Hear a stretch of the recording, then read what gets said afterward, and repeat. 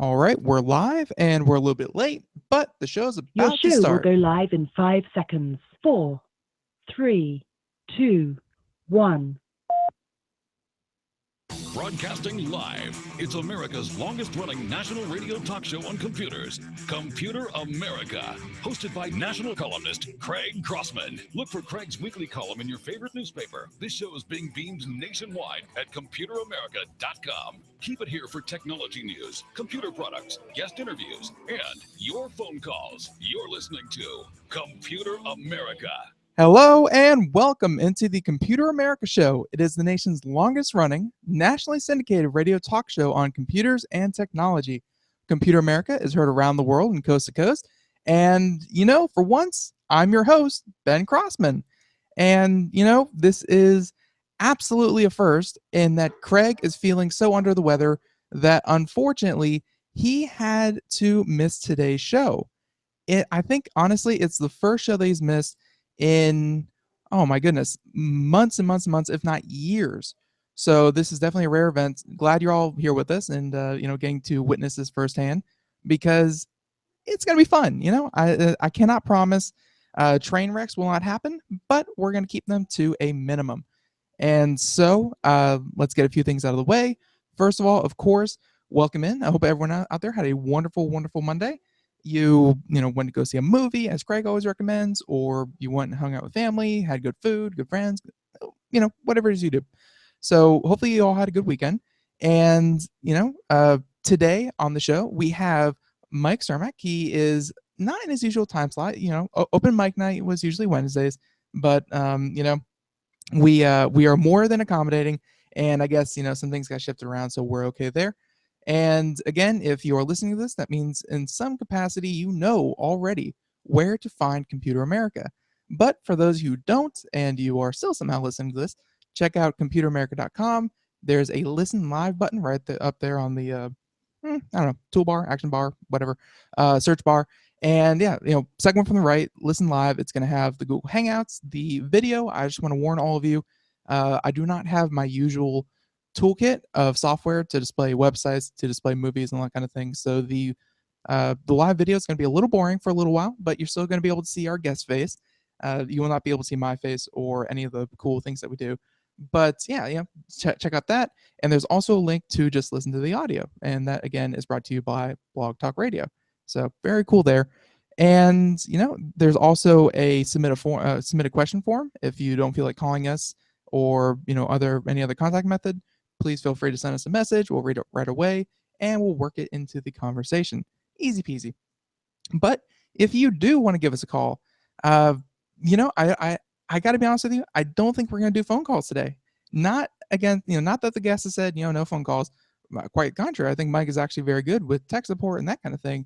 But the fact that since I'm kind of doing this alone, I can't weed out the nut jobs. So we're going to skip phone calls for today at least until I get someone to do, to do the soundboard and all that kind of stuff. So, but feel free to send us a message. I'll be able to read it. We'll work it in.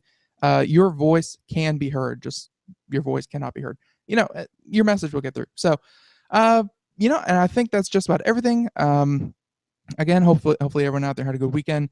Craig is unfortunately a little bit under the weather, and he will be back at the soonest convenience. We will let you know a little bit later. But it's good practice that I finally get to control the show on my own, and I didn't even have to break his legs myself. Like he got sick, and here I am. So this is working out wonderfully. I'm thoroughly enjoying this. So without further to do, it is Monday, and it's, as I said, very off kilter. But today's guest is Mike Cermak, owner and operator of TechGuy.org. We have been, we've had a partnership with them for the longest of times. It's a great place to go check out if you have any kind of tech support problems, if you need help, if you need anything to do. They have a great community over there. It's completely supported by ads and sponsors, nothing that you need to pay for. And again, the community, super, super sharp. They're very good at what they do. So yeah, go check them out. And once again, hopefully everyone, welcome back, Mike Cermak. Hey, how's it going, Ben? Hey, Mike. Glad to have you back on. Can you hear me all right? I can. And, Wonderful.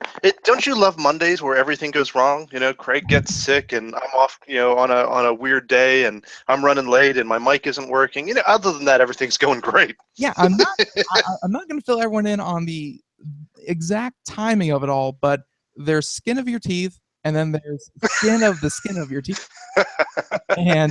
But you made it in, I think, with like 20 seconds there, and and like even at the last second, you're like, 1 second, I have to fix these things. So I got called in, but then I was like, oh yeah, I need to hook up the mic. Let me go ahead and do that. But you sound good, and you made it in just in time, and so starts Computer America, and That's right. perfect. Hey, getting it done. We're getting it done. Absolutely. So did you have a good weekend? I did. I actually drove from North Carolina down to Florida. I'm hanging back here. Got to see some friends, hang out with Craig, and nice. Yeah, just and that's why he's sick. That's interesting. So the weekend after you visit him, you said you didn't break his legs. Did you put anything in his water, or should I not enjoy my Coke here just in case? Or is that... I'm not gonna gross everyone out. I may have coughed into his mouth. No.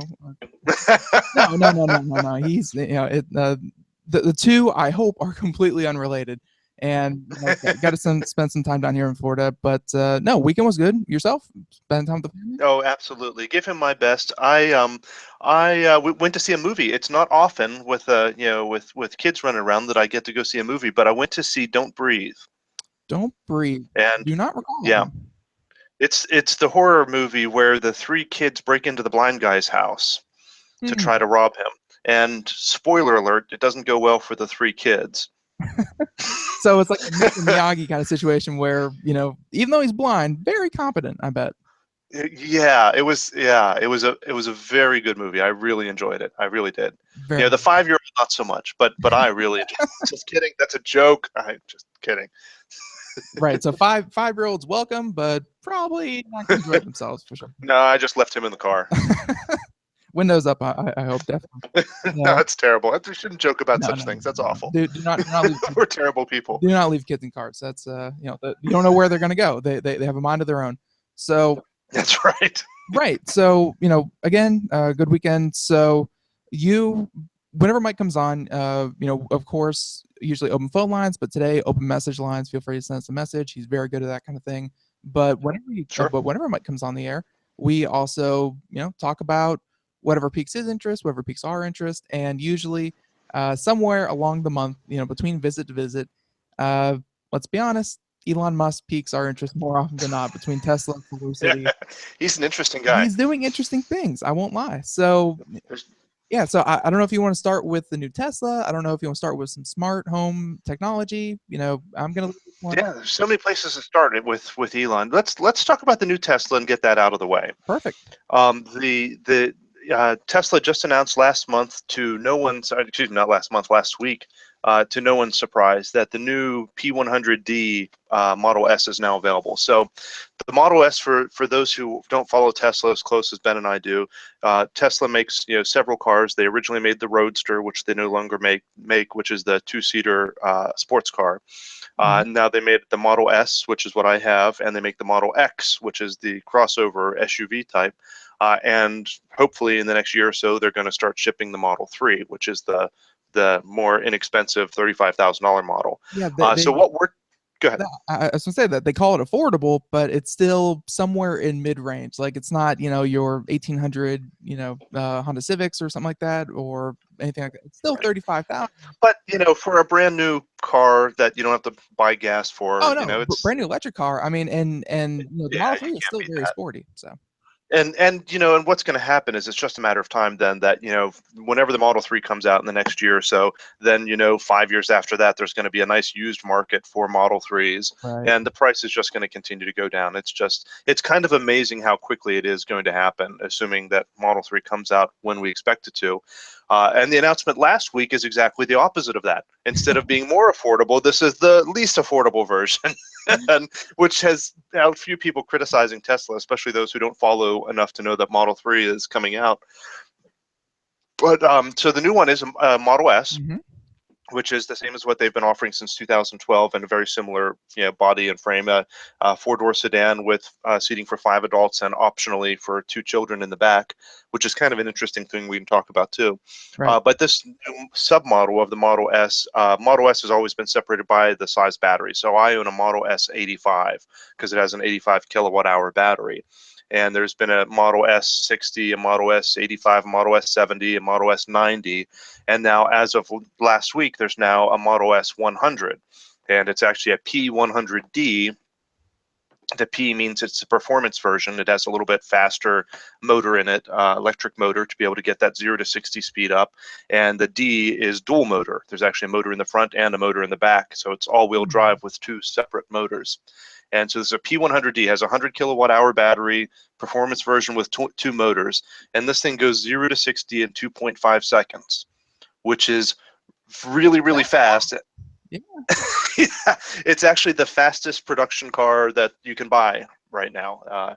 So it's Like yeah, when they say the fastest production car, whenever you put the label fastest on something, I think the first thing that leaps to mind is, of course, sports cars. But you think of your Lamborghinis, your Ferraris, right. your Your Porsche 918 Spiders, exactly, like the yeah, super high end cars. Like it's yeah. rivaling those. The $1 million cars. Yeah, that's right. Well, and some of those cars aren't production cars that are still available. Some of those were limited runs where they built 1,000 of them and they're done. But it rivals a lot of those, I believe, as well. I don't have the 0 to 60 times in front of me for all of those, but it's pretty remarkable. There was a chart put out by, I don't know if it was Associated Press or one of the big legitimate press agencies, Mhm. and it showed the 0 to 60 times of the top 15 or 20 production cars, and about 5 or 7 of those were Teslas of various types. Yeah, It's like, wow, but I mean, that's like not bad.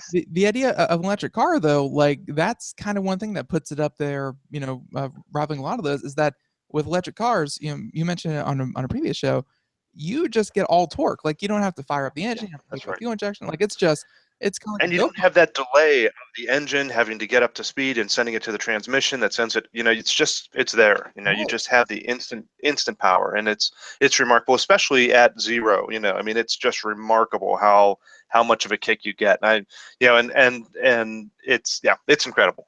I had a loaner. I think it was after I was last on the show. I had a loaner of a P90D Oh, yeah? while my car was in the shop, and it was just ridiculous. I thought my 85 was fast. That's the fastest car I've ever owned, and I had a Prius not long before this one. So I didn't go for the sports car. I went for the efficiency side of it. Right.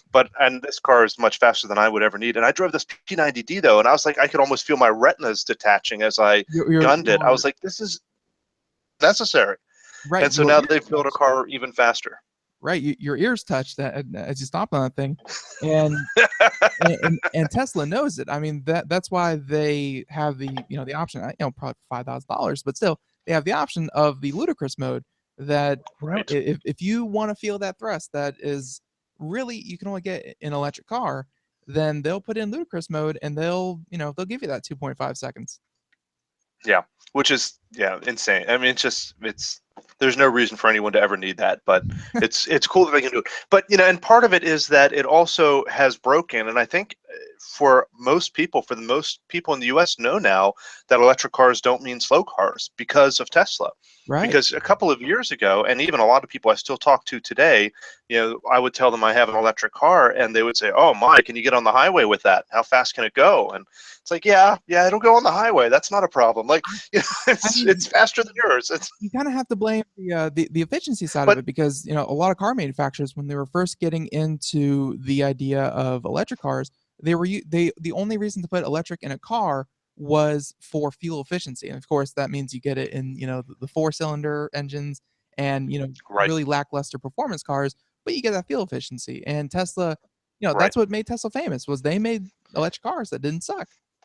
Well, yeah, that's exactly right, Ben. That's exactly right. They did all of the things. They built an electric car that broke the mold. Electric cars are not supposed to go fast. They're not supposed to go far. They're not supposed to look cool. Hmm. It's all of these things electric cars are not, that Tesla is, and it's nothing. I mean, it is something special about Tesla, but other car manufacturers could do it as well. If they, start getting serious about electric cars, there's no reason that Nissan can't make an electric car that is all of those things as well.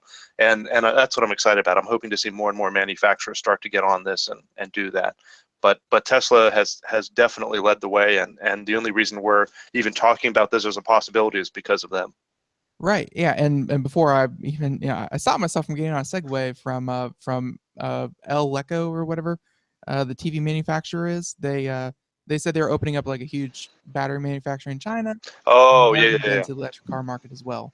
So, Right. Yep. so China's Well, interested. and Yeah. yeah, all the better. I mean, I think we need more of them doing it. It's never good if there's a monopoly. You need competition, and I think Tesla will agree with that as well.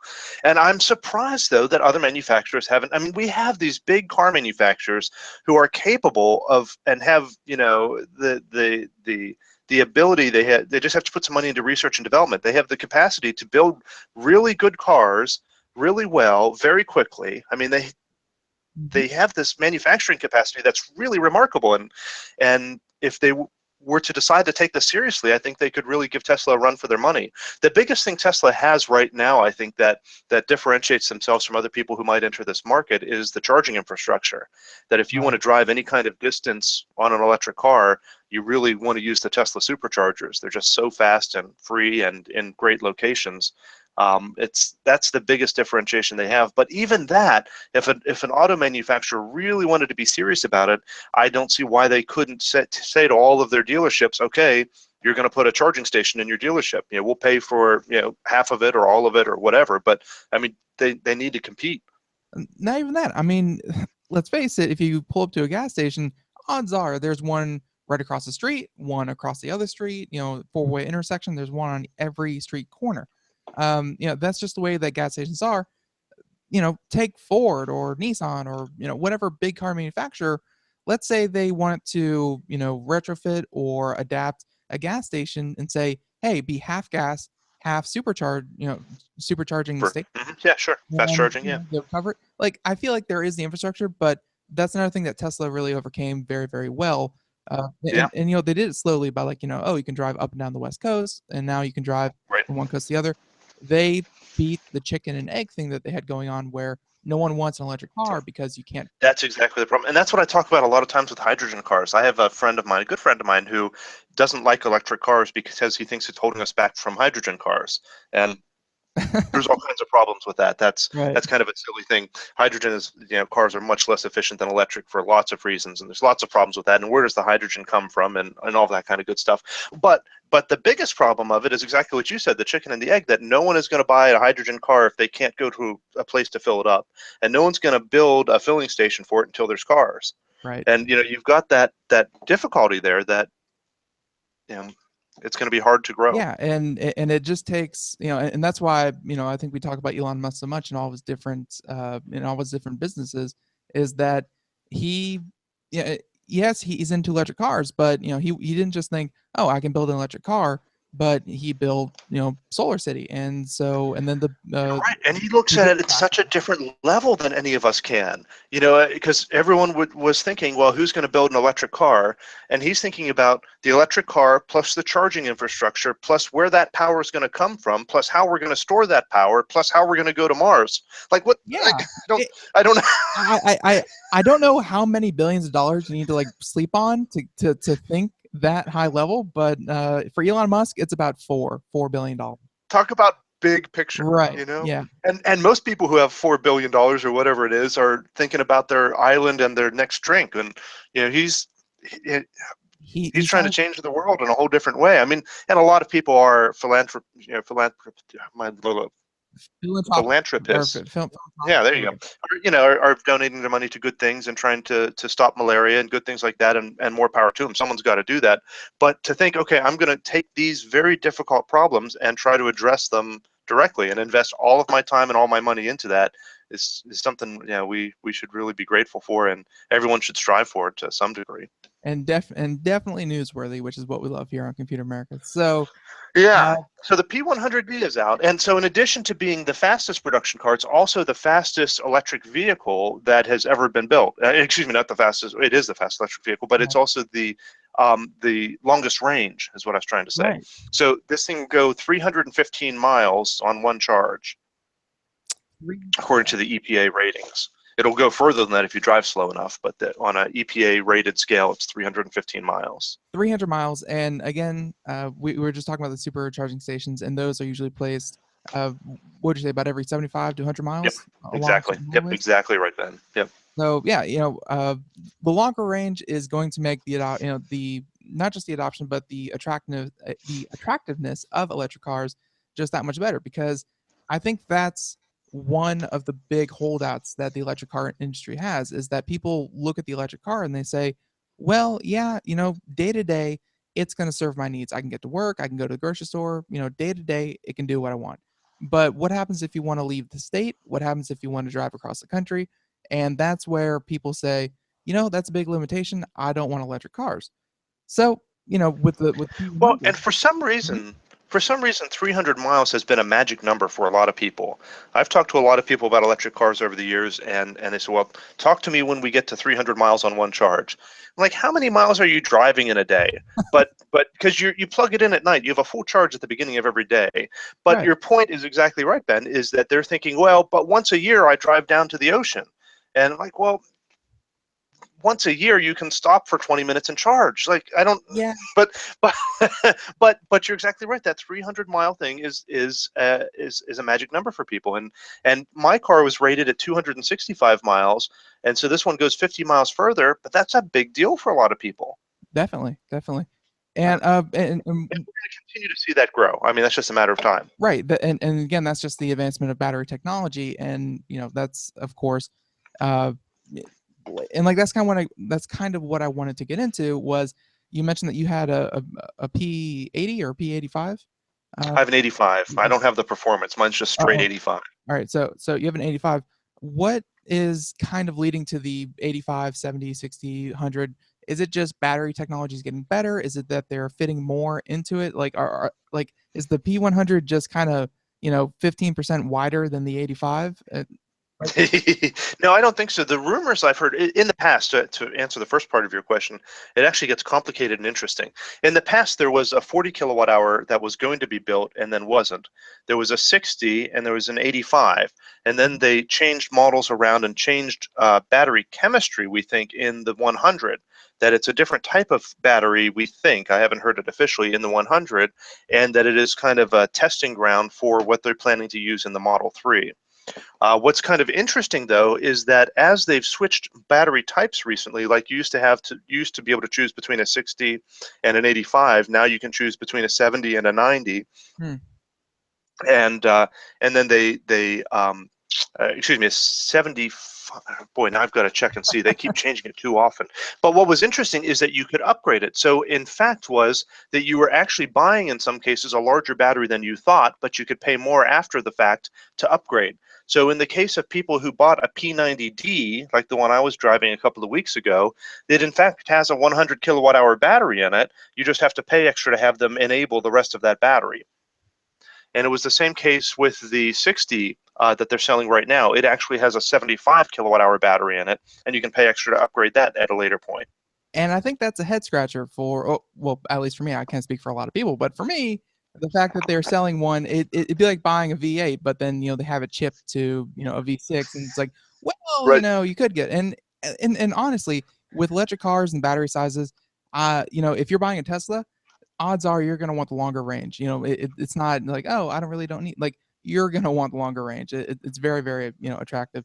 So, but yeah, no, that is interesting that it seems like they're putting the bigger batteries in, and then they're kind of, I don't know if it's software that's blocking them or what. It is. Yep. But That's exactly right. It's a software limitation on it, so you can't use that's all the true. battery. That's true. But Hmm. Well, I'm I'm sure they have their reasons, but it's really cool that again, they get up to 100 kilowatt. That is a nice round number, I think, for a lot of people. yeah. Well, and I don't have a problem with them doing that, having the batteries limited by software, and you pay more for it, because a lot of what you're paying for is the research and development Right. and the infrastructure. So, we've talked about that a little bit with autopilot features. They do the same thing there. But I don't have a problem with it. I know it has some people feeling a little bit people can get a little defensive about the cars, but I think they have to realize that earlier we were talking about how other car manufacturers could give Tesla a run for their money because face it, Yeah. Ford has been in business. Oh wow, I missed history class. Like 1901 or 1890. Something a long time, right? So like they've had over the course of 120 plus years the ability to build up their infrastructure and build up their supply chains and and that kind of thing. Right. So Tesla. When was the last? Go ahead. No, I was going to say that Tesla, starting from square one. They're starting square one about who they can sell to. They're still like one of the most complicated parts of a Tesla is finding a dealership because they are. I don't think they're even. I really don't think they even have dealerships. Like you buy it directly from Tesla, and they ship. That's right. So they have showrooms. Right. Yeah. So they like Tesla is still paying off a lot of bills that Ford probably paid off in the 40s. Right. So yeah, I think you're exactly right. And when was the last time we had a new auto manufacturer who lasted more than a couple of years? They last a couple years and then they don't do well, and then like Ford picks them up, or one of the big someone buys them. Yeah, someone or they just die, like the DeLorean. Right. Yeah, so someone else just buys them. Yeah, it's not often. We had the Tucker way back when. We had the DeLorean. We've had a couple others that try to start, but it's a hard industry to get into. It's a lot of upfront costs to try and even make a dent. Right, and I think that is a theme with a lot of what Elon Musk is trying to do with his industries, and we even saw that with it was news a couple of weeks ago. I know we covered it when it first happened, but Solar City was purchased by Tesla Motors. Well, I don't think they've been purchased yet. I think they were approved, or like anyone on the board who was a board member of each other could not vote, but I think they agreed to sell Solar City to Tesla Motors. I want to. I'll have to check on that and see what the status is on it. I know that they had made an offer, but I hadn't heard any update on that. Right. Well, they made an offer, and I'm like 98% sure, but if it's not true, it's not true. But they're trying to consolidate it, and again, it's just batteries going in with cars. And again, a little bit later, we're going to talk about the solar cells. Let's face it, we just spent 27 minutes talking about the P100, and we still have to get to smart home technology. And so, it is what it is. So, P100, they have a price yet for like the whole kit and caboodle? Oh yeah, they start. They're usually right around 100,000. Let me see if I can.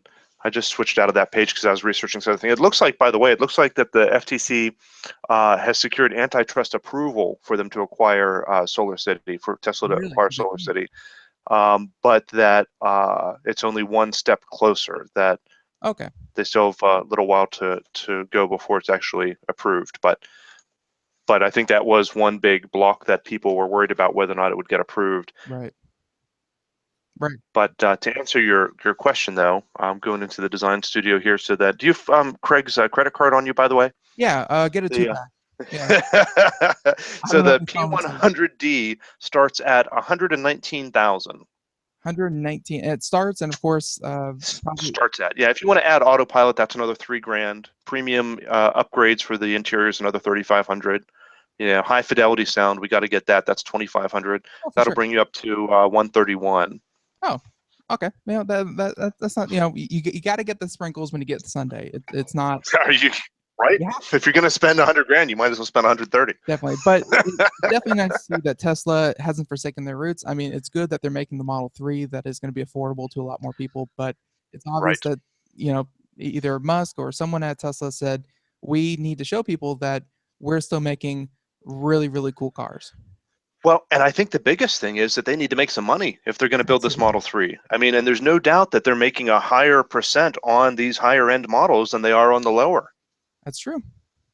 I mean, you get a little bit bigger battery for an extra 10 grand or something. That 10% more battery isn't costing them 10 grand. And they've got to do that. They've got to make it, and that's the way it is in any industry. I mean, your 128 gig iPhone doesn't really cost that much more than a 64 gig iPhone, but they can charge more for that premium model, and that's how they can make the cheaper one cheaper. That's just the way the world works. So I'm not criticizing them for that, but they need to do this to be able to afford to make the cheaper one.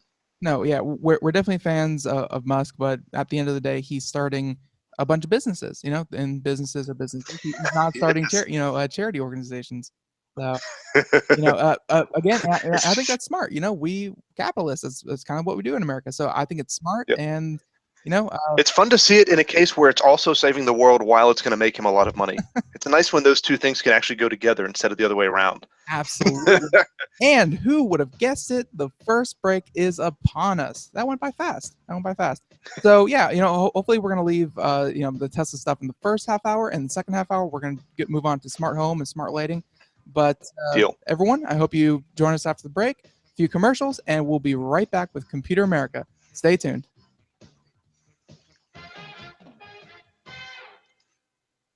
Sometimes disaster strikes. Data can be lost due to many different reasons: accidental reformatting, power spikes, virus attacks.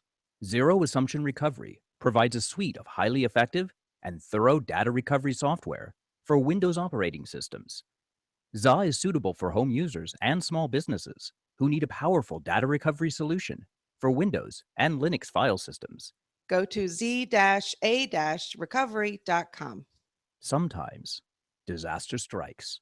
Data can be lost due to many different reasons: accidental reformatting, power spikes, virus attacks. Zero Assumption Recovery provides a suite of highly effective and thorough data recovery software for Windows operating systems. ZA is suitable for home users and small businesses who need a powerful data recovery solution for Windows and Linux file systems. Go to z-a-recovery.com. Looking for a best friend? Brother Wolf Animal Rescue has your best friend waiting just for you. The mission of Brother Wolf Animal Rescue is to help build a sustainable, no-kill community where no dogs or cats are ever killed for population control, where true euthanasia is reserved only for animals who are irremediably suffering or for animals who are truly a threat to society and with no hope of rehabilitation. Brother Wolf's staff and volunteers go door to door, neighborhood by neighborhood, to educate citizens about local resources available for at-risk pets and to help their families connect with those resources. Brother Wolf's community-based approach to no kill helps keep family pets healthy, happy, and in their homes and out of the local shelter system in the first place. For more information or to make a tax-deductible donation to this wonderful 501c3 organization, visit their website at www.bwar.org. Help to realize Brother Wolf's vision when no animal is euthanized for lack of a home. Who's a good boy?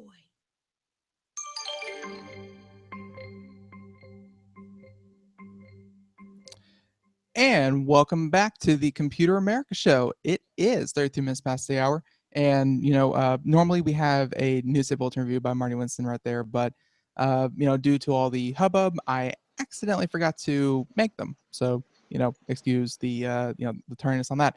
But before we get back to Mike, just want to throw this out there that Blue Apron, we've been talking about them on the show for the last couple weeks. And, the response that we have been getting has been great. And of course, we just want to thank all of you for that incredible response. So we have received, since welcoming Blue Apron as a new advertiser on the Computer America Show about 3 weeks ago. And of course, since then, many of you have discovered how great it is cooking healthy meals together, or in my case, alone, because again, 2 servings, but they make one really big serving if you put them together. So, eating healthy meals has got to be a concern for all of us, but what with our busy schedules, shopping for food, especially the proper foods, can be quite the challenge. So, what if you could have someone else do all the shopping for you, not just the shopping, but also plan your meals and even deliver the food to cook right to your door? And that is exactly what Blue Apron does for you. So for less than $10 a meal, Blue Apron delivers seasonal recipes along with pre-portioned ingredients to make delicious home-cooked meals. People agree that cooking together builds strong family bonds, if you need some of those. Blue Apron knows that when you cook with incredible ingredients, you make incredible meals. So whether it's wild-caught Alaskan salmon or heirloom tomatoes, Blue Apron is bringing you the very best. So, of course, why don't you check out this week's menu and get your first 3 meals, count them 3, for free with free shipping by just going to blueapron.com/computeramerica. Or I'm sorry, not even. Wow. I knew this. Blueapron.com/computer, even shorter, just /computer. That's blueapron.com/computer, and see for yourself. and their slogan, Blue Apron, it's a better way to cook. And again, we've mentioned over the past couple of weeks because I was the guinea pig for all of you out there to actually try the service out. And, they delivered a box full of food. It was only a little soggy, I'll admit, but, that's because they pack it in dry ice and all that good stuff. Very, well prepared food. And I ate stuff I had never eaten before, let alone cooked before. So it was a lot of fun. If you're adventurous in the kitchen, then, Blue Apron could be for you. So, yeah, again, please try them out. And so, with all that said, thank you, Mike, by the way, for waiting that out. And Sure, no worries. we are back here with Mike Cermak, owner and operator of TechGuy.org, and he is a regular Computer America correspondent on every Wednesday, most Wednesdays, and we are, just going over some interesting topics. And of course, I think we just finished up with the Tesla Model P100D, which again, performance, dual engine, all around awesomeness. That is the new Tesla. So, barring anything else with that, I feel like we could expand, for an hour on almost any topic, but I think the next topic is one that is picking up so much traction in so many different circles that we do here in Computer America. And, Marty Winston, who does our News Tip Bulletin reviews, Mike, I'm sure you don't know this, but he is actually building a new house. And for this new house, he, I don't know how much the concrete and the wood and the labor costs, but he's putting a lot of his own money up for this house, and he is making it from the ground up, construction up, as automated and smart as humanly possible. So, so he's doing the smart driveway, he's doing the smart walls, the smart wiring, he's doing smart left and right. So he's going to be talking about that, and obviously, a lot of people do not have new homes that they're starting new construction on, but people are retrofitting their current homes with smart technology here and there where they can get it in. So I think that is where you come in. Yeah, well, and there's a lot of solutions for that. The one thing we had been talking about a little bit is as far as automating home lighting, there's indoor solutions and outdoor solutions. One that I've used in my home is called Insteon, which you can get from Smart Home. You ought to contact them. I bet you could get someone on the show from there. Yeah, we've had a lot of smart lighting on, but I'll be honest, I don't think I've ever heard of Insteon. Yeah, well, and Smart Home, I think, is the manufacturer of Insteon as well, but they sell a lot of other stuff. They also have done X10, which used to be real popular back in the day, back in the Radio Shack days. Right. And Insteon's kind of the replacement of that. So X10 lighting automation, the way that worked is you could have a controller or a computer or a remote switch or whatever that would actually send a signal through the electrical wire to a receiver that could then turn a light on or off. And that worked relatively well in homes that were small enough and only had two branches of electric coming in, not three-phase, and various other issues. But it wasn't super reliable, but it worked well enough. But Insteon kind of takes X10 and adds wireless to it. So in addition to sending the signal through the wires, as they always did, they also do wireless talking to one another. So if you have enough of these Insteon devices, they act as a mesh, and one can talk through three other ones to another one on the other side of the house. Right. So they're very reliable and work very well. I've been very pleased with them. I've had them in my house since we moved in about 6-7 years ago, something like that, and almost all of our light switches I switched to Insteon when we moved in. And for various reasons, some of them just for fun, but also some of them, because it allows you, if you have a switch at the top of the steps and at the bottom of the steps, I can make those three-way switches if I want them to, even if they weren't before. You can have a switch, put a switch over here that controls the light outside, and you can just put switches wherever you want them to be and have them control whatever lights you want them to, or more than one light. You can push one button and it turns on 3 lights, or push another one and it dims them to 50%, or make them do whatever you want them to do. Just so I heard that correctly, you said for fun. Yeah, well, some of them are fun. Right. And there's one particular hallway that's a little confusing in my house, and because it had 4 different switches for one light fixture. So you'd have to, some switches you'd throw up or throw down, just like a 3-way switch, in order to turn the light on. And it got a little confusing because among those were other switches for other light fixtures. And so the nice thing with putting in Insteon or any kind of smart lighting switches in there is that now, no matter which switch actually is controlling the light, you can program them all so that if you hit up, it means on. No Right. matter, you don't have to have these weird combinations of, if it's up, it needs to go down. If it's down, it needs to, but that one over there is different. None of that kind of nonsense. You just hit the top of the switch and it turns on. Oh, And if people, like I'm currently sitting in a house that was built in the 50s or 60s. Wiring, especially if there's additions onto your home. I don't know if it's lazy electricians or what have you, but wiring can get messy. Just the traditional stuff. Like it's not as easy. I don't want to say computers are easy, but at least with computers, either it works or it doesn't, and you can usually have a on or off switch. But with wiring, it gets very, very complicated. So you're saying that in some instances, putting automated lights could actually be a solution to troublesome wiring. Yeah, and I think it can simplify it in a lot of ways, because a lot of times you have to try and figure out if you have a three-way or a four-way light switch, going on to a particular light fixture, Mhm. and it's not working for some reason, heaven help you, because it can be really difficult to try and troubleshoot that. But with these, as long as you have power to each of those outlets, I mean, to each of those switches, then you don't have to worry about it. It'll send the command to each switch, and whichever one actually is connected to the fixture can toggle it on, can relay it on, and the other ones are just virtual remote switches.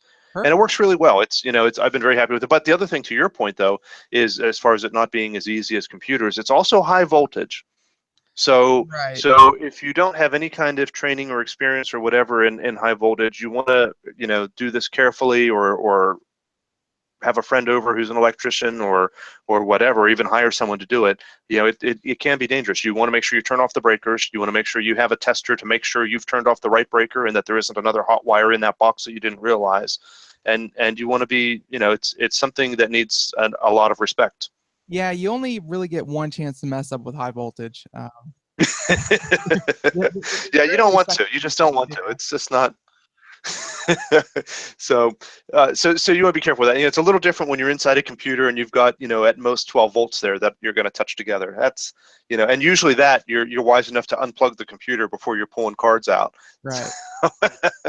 Right. So you do want to be careful with it. But I really like these, and there's a lot you can do with it. You can have computer set up to turn lights on or off, or do it remotely, or do it from your phone, or do it from motion sensors, or do it with a timer. So, for example, I have closets that I would open a closet and find the light is on in the closet, and I think, wow, I haven't been in this closet in about 5 days. I suppose the light fixture's just been on the entire time. And so it's nice with these, smart switches that then you can go to a controller and say, all right, whenever this light turns on, 5 minutes later, just go ahead and turn it off for me, or put a motion sensor in there. So when I open the door, the light turns on by itself. A couple minutes later, it turns off by itself. And those sort of things are pretty easy to do. Is all that controlled through an Insteon app, or is it like a third-party program that controls it? Either way, there's a lot of different programs out there for it. It's a pretty open technology, and there's a lot of companies that make components that are compatible with it. So there are several apps for different phones that are available. There are controllers that are available. There's even USB adapters that you can plug into your computer and get really elaborate programs. And there's interfaces with other devices. So, for example, I have it set up that if my alarm system is armed or not armed, then some lights will do some things and not another. Or when I arrive home, it knows I'm arriving home and turn on these lights. And you can do a lot of different things with it. Right. Yeah. And we were talking about the problems with people adopting electric cars, and I think smart home technology, at least this was the case last year or maybe the year before that, was that there were so many different players on the field, and Insteon, I'll be sure to add them to my mental list, but Hmm. there's also so many different standards that I think people were afraid about jumping into one, and Yeah. kind of either stranding themselves or not being compatible with what they really wanted. But you're saying that Insteon, of course, works with a couple of different standards. So, Yeah, they're really, I think that's one of the biggest benefits of Insteon, and there are probably competitors I'm not aware of with them as well, but they're one of the only ones I know of that is that open and has such it's not just one company that's manufacturing, and you have to buy a device from them. There's so many different ones that are right. manufacturing stuff that's compatible with it in one way or another. So it's one I've been very happy with. But there's a lot of them out there. So one that you had mentioned also is the Philips Hue bulbs, which are Yeah. pretty cool. And the biggest benefit to those is that you don't have to really worry about the electricity. You unscrew the bulb, and you screw the new bulb in, and you're done. And there's Yeah. not a whole lot of risk to. I mean, there's some risk involved in replacing a bulb, but not quite as much as I opening up think a there's light enough. switch. I think there's enough jokes about people screwing in light bulbs that you can find any kind of ethnic group or profession that will be able to, with enough of them, you can screw in a light bulb. So, Yeah. there's that. But Philips Hue also has a couple cool features where their standards are Bluetooth, I think, and of course they have their own Hue platform that they do. But also the fact that they also include light bulbs that of course Hue, meaning color, shade, what have you. They have they specialize in not just white, but also 2.5 million different other colors in a single light bulb. But they also have speakers in their light bulbs as well. So they're kind of more of a plug and play kind of option for for lighting, smart lighting. And one thing that kind of brought up to you before the show was they now are working on a motion sensing device to do the Right. thing. Um, but again, it like even this one, it seems like a plug and play kind of thing where you just kind of stick it on the wall, and I Yep. think it has a battery, and it'll activate that kind of thing. So, and Yep. The biggest concern I have with the Philips Hue bulbs is that for them to work, you have to leave the switch on, right, which is not the end of the world. But with the motion sensors and if you're doing home automation and some crazy person comes into your house and thinks that they need to flip a switch to turn the light off, then all of a sudden your automation stuff isn't going to work. that is true. So there's pros and cons to it. It's certainly much easier to install for the average person. You just have to keep that in mind. And one possible solution for that is that they sell little covers that you can install over your light switch. A lot of times it's in the child safety section, but they have just little covers that line up perfectly with the two screws that are already on your light switch cover and just keep people from being able to flip that on and off. So if you are dedicated to using your phone or motion sensor or whatever to operate the Hue lights, that's one way to be able to do it. That is a point I had not even considered. Child locking your guest out so they can't mess with your lights. That Or just don't let anyone in your house. That's probably better advice in general. absolutely, people are dangerous. You don't know what they're gonna do. They could mess with your lights. They might flip light switches. Right. But the Philips Hue is definitely an option. But the reason I kind of brought that up, and again, it was kind of segueing off of the Insteon wireless motion sensors and things like that, was that the idea of and now when I say smart home now, the idea of a smart home, and now I realize that's probably trademarked for smart home. But home automation, the idea of home automation, how far do you see yourself taking it, first of all, and when do you think people should kind of start thinking about if nothing more than the thermostat or the light bulb at the Yeah. front door, when do you think people should start thinking about it?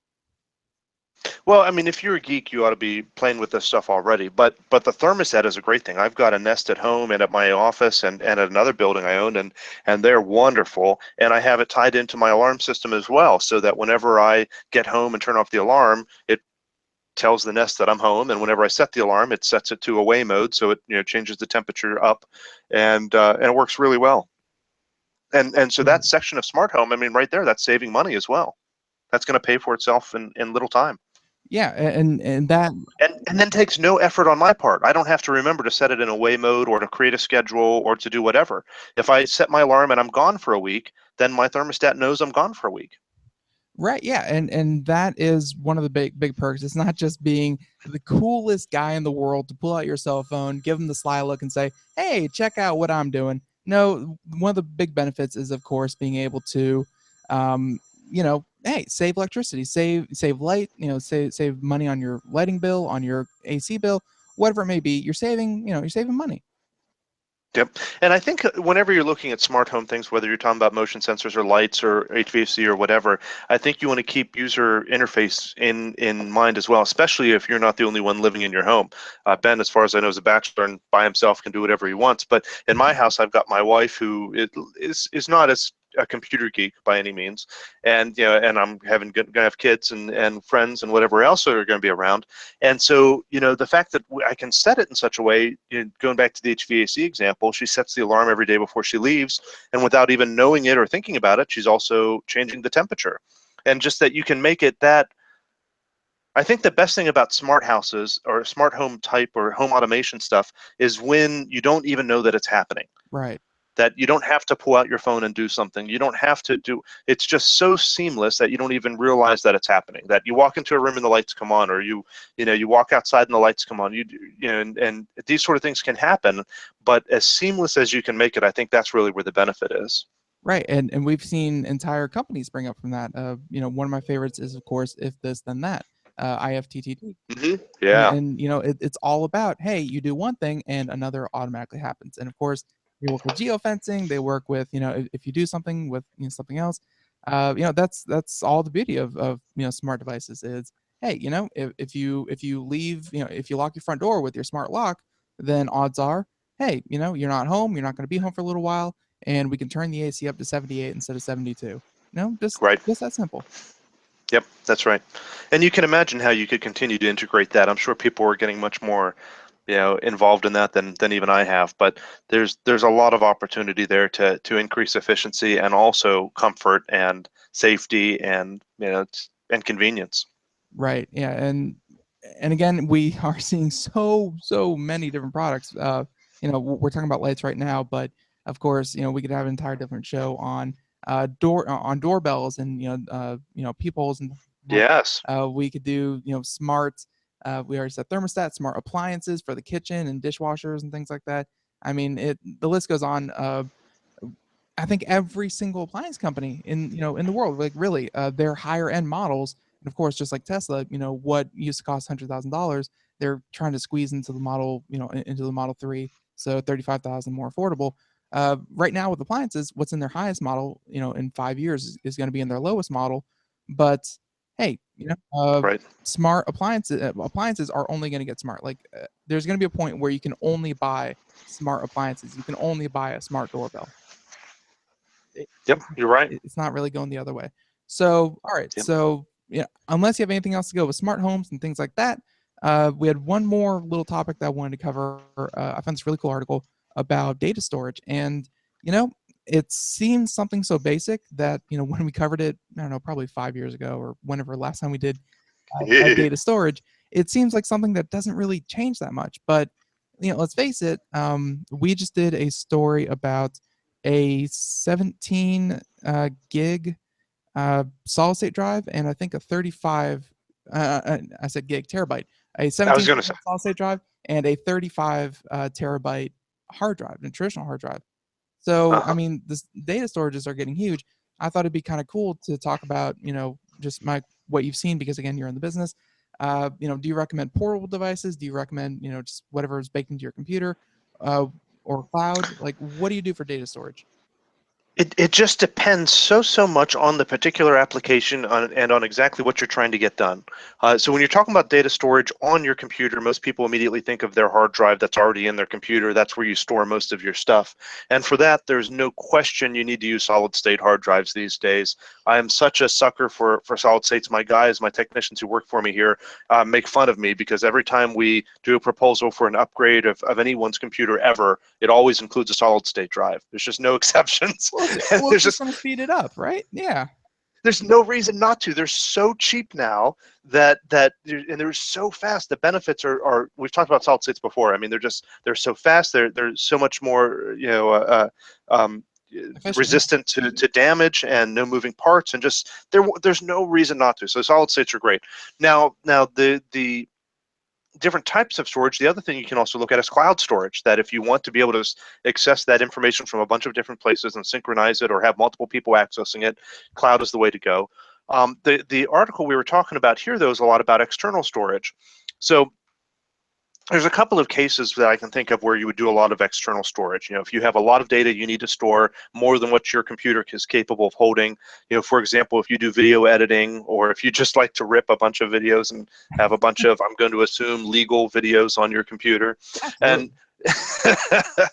And that sort of thing. There are cases where people are usually divided into two areas without a lot of middle ground.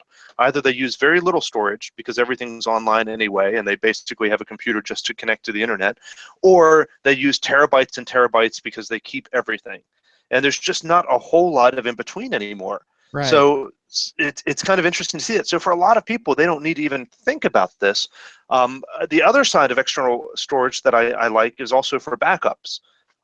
Just this morning, I was working with a doctor's office who uses one of these particular hard drives in this article, the Western Digital Ultra, Western Digital Passport Ultra. They use that as an external backup drive to copy all their medical records onto and keep an offsite backup. So that's a good use for them as well. Are backups But important? no, not at all. Okay. As long as your data isn't important, then backups aren't important. Any data that's not backed up is data that's not important, That's and a so good you rule don't of have to thumb. worry about it. Right. Yeah, backups are critical. And the thing is, with external hard drives, that's the way we always used to suggest people do backups. But the problem with it is that it's usually connected to the computer. So if someone comes in and steals the computer, they may steal your backup with it. Or if there's a fire or flood or hurricane, if it's sitting next to the computer, if one is damaged, the other one's likely damaged. And so it's not a great backup solution. And if it remains plugged into the computer, even if the computer gets a virus, it may also infect the hard drive. So it's not a great backup, but it sure is better than nothing. If you're going to do that, keep it unplugged and keep it somewhere separate. Off-site backups. If it's a medical office like the one I was at this morning, they have 2 external hard drives, and one of them is always kept off-site, and they just rotate them periodically. Right. But the problem with that is that I've had so many people say, "Oh yeah, no problem. We'll rotate that every week or every other day or whatever," and then you're like, so we need some data recovered, and we haven't rotated in 6 months. Like, Yeah. they always have the best of intentions, but never get around to it. So Absolutely. that's one reason I really like offsite automatic backups, like cloud backups, whether it's CrashPlan or Carbonite, or I don't do we have a sponsor for We do an not. online No, backup? we're actually looking. So please rattle some off. We And then, should. Whoever wants to sponsor us, everyone should use that one. absolutely. And, but there's a lot of good ones out there. Just make sure you read the fine print and know that unlimited usually isn't unlimited. Find out exactly what the limitations are. But something like that, an online backup is great because it's automatic. It's happening all of the time, and it's already off-site. If your house burns down, then your data is somewhere else on someone else's servers. It may take a couple of days to download it all, but it's over there. It's somewhere else. And so I'm a big fan of offsite backups as far as that goes. Right. Yeah. And again, we had this conversation a couple days ago where, when backups first started, everyone's like, yeah, have an external hard drive, make a copy, keep it somewhere safe. And now, and then we're like, what about cloud storage? It's like, well, privacy concerns, blah, blah, blah, and like we were kind of wishy-washy on that. And now we flipped, it's like definitely have cloud storage, but, kind of wishy-washy on on the physical one. So Yeah, it's a progression, and if you go with a reliable, well-known cloud backup software company, not Tim down the street or whatever, but someone who's using good encryption and has a good commitment to it and a good reputation. I mean, the chance is not zero that something could happen, but it's very, very low today. I mean, we have really good encryption out there today, and as long as you pick a strong password, then it's unlikely someone's going to be able to mess with your stuff. It's not zero, but the chance of someone messing with your stuff when it's sitting on your desk is also not zero. I'd say that if you've got an external hard drive connected to your computer, the chance of something happening to that hard drive, whether it gets stolen physically or if you get a virus and someone gets your data that way, your computer's probably much less secure than the online backups are today. right. Yeah. And very good advice, and I'm glad that we ended on that, because I think that's a good message for everyone to take home, write down, turn in for homework next time. But Mike, I'll be honest with you, we've been talking for an hour, and that's It flew by as usual. it did fly by. It was crazy, even without Craig. He is listening, by the way, so he is a control freak. So if I mess up, you may hear. Feel better, Yeah, Craig. yeah, definitely, Craig. Feel better, and of course, Get some rest. Ben can handle it. absolutely, and yeah. So Well, I'll tell you what, we Ben. have I'll be back next week. All right. oh, perfect, bro. Just a week. I cannot wait. So, but We'll talk for another hour next Wednesday. perfect. So, And I'll bring a quiz along next Wednesday and see if Craig's feeling any better. absolutely, yeah. Well, I can't wait for him to get back so I can trounce him in the quiz. So yeah, you have about 30 seconds. SouthernTechGuy.org. Yeah, check out techguy.org. It's called Tech Support Guide. It's been around for over a decade, free tech support. It's a community of people just trying to help one another. There's no cost to you. There's ads and sponsors that help take care of that. So just go there and post a question, and someone will try and help you out. Perfect. Yeah, and again, I highly recommend it. I've done it myself, and it has helped me through some jams, because sometimes you just need someone to ask a stupid question to, and There's always someone who knows more than you do about something. Absolutely. And you also know more than someone else does about something else. Sure. All right. So, and with that music, Mike, thank you once again, and we are looking forward to seeing you next week. So, yeah, and once again, thanks again for being on the show. You bet. Have a good show, You Ben. too. Have a good one. See ya.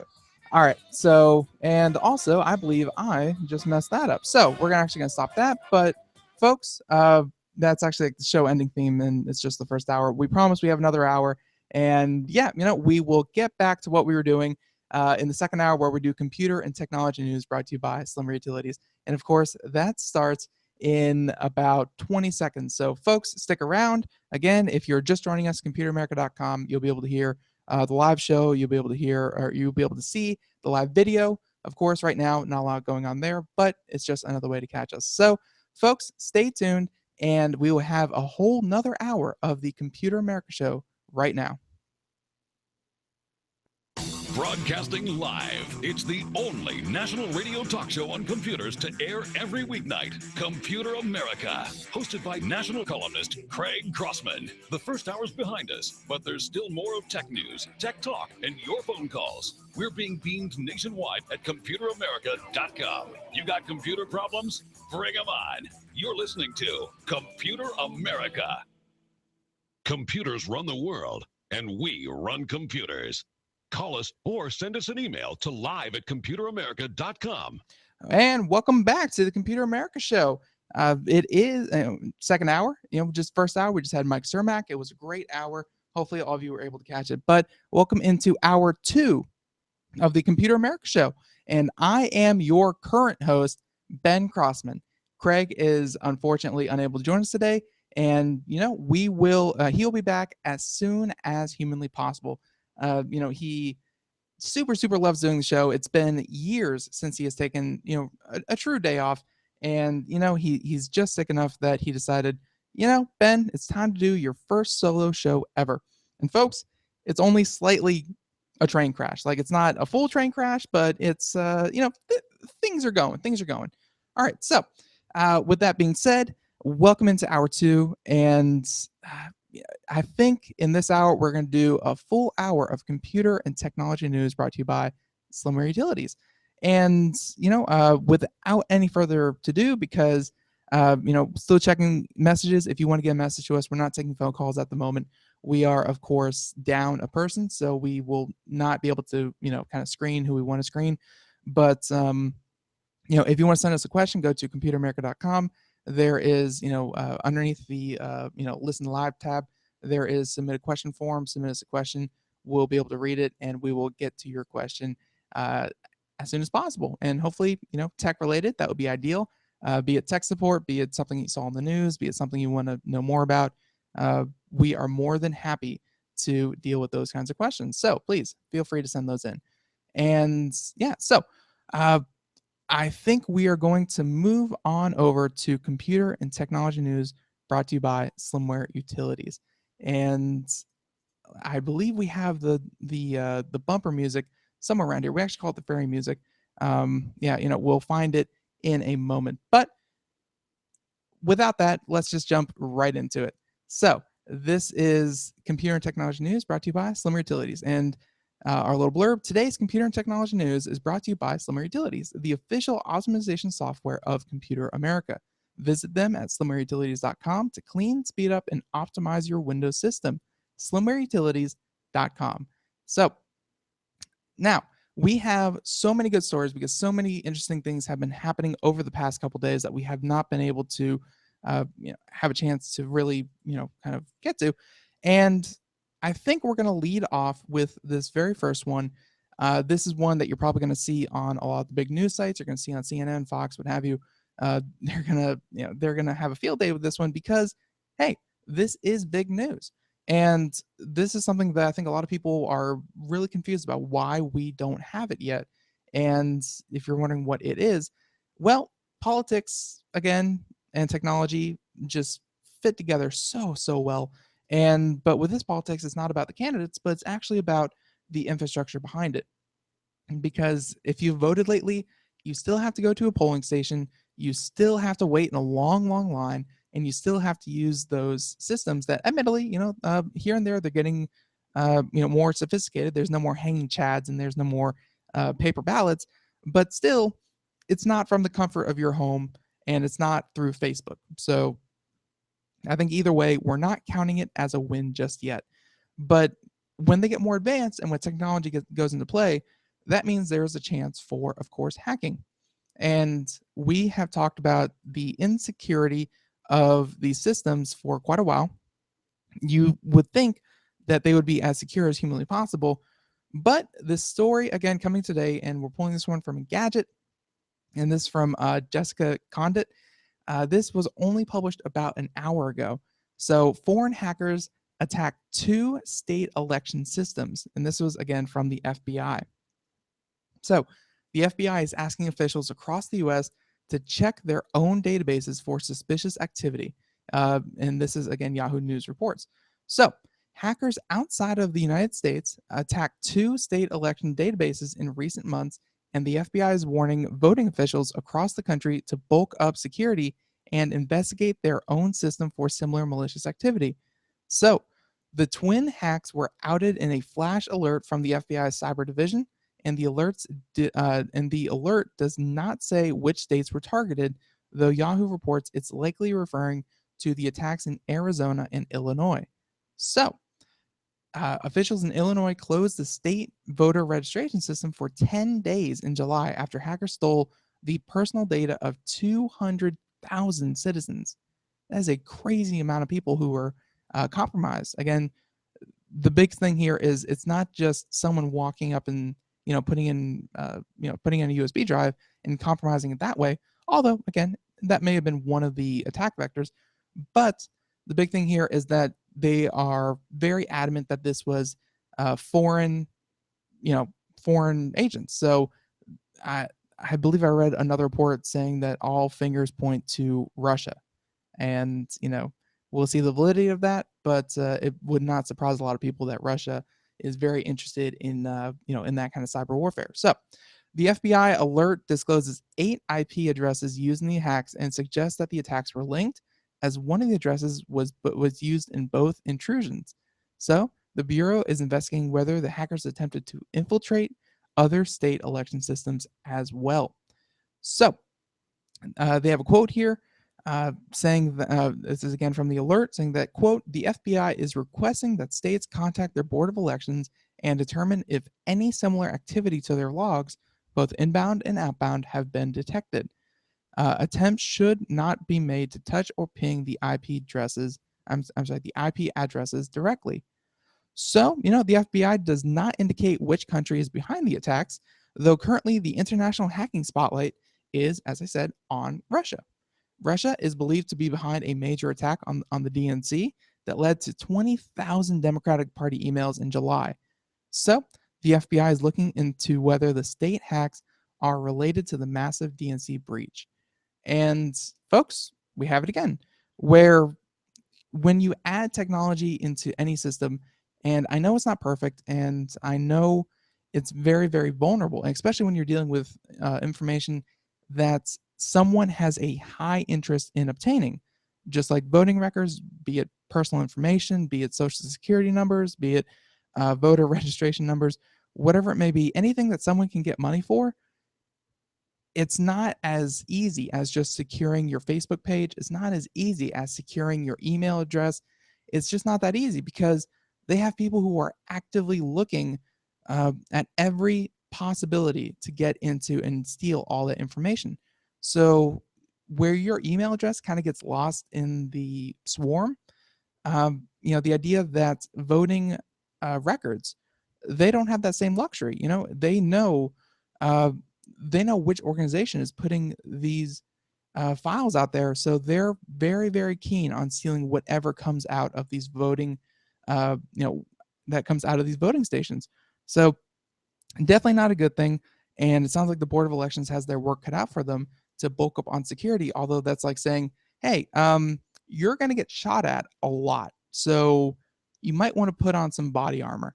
Like it tells you, yes, you're going to be under a lot of scrutiny, and yes, you should bulk up as best you can, but it's not going to do what it's not going to be as good as you think it is. So it is what it is. Hopefully they have it under control, because I think a lot of people out there would really enjoy the day where they don't have to take the day off work, potentially use vacation hours, potentially even miss a day of paid work, and instead have to go stand in a long, long line to go cast your vote. When, let's face it, I think people are more adept at the idea that you should just be able to pick up your laptop and prove that it's you and vote from vote from anywhere that you are. I think that's something that people are kind of expecting, but as of right now, and again, as we've seen, something that's probably not going to happen anytime soon. So, folks, just wait. And with that being said, we're going to hop on over to the next story.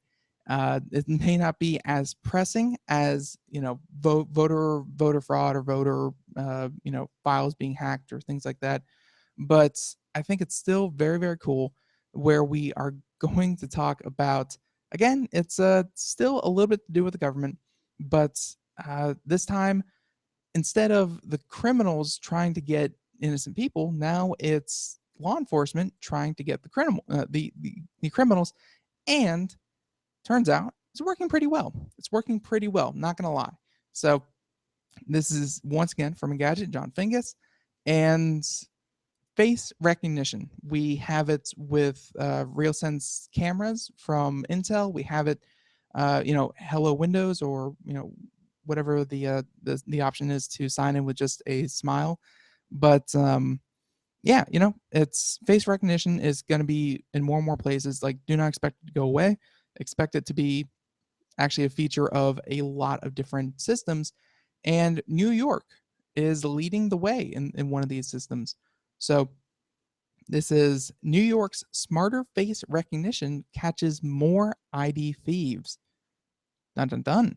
So, over 100 arrests have followed since a tech upgrade in January. So, sometimes behind the scenes, tech upgrades can make a big difference. So, New York's Governor Cuomo reports that an overhaul of the state's DMV face recognition software in January has led to more than 100 arrests and 900 open investigations so far.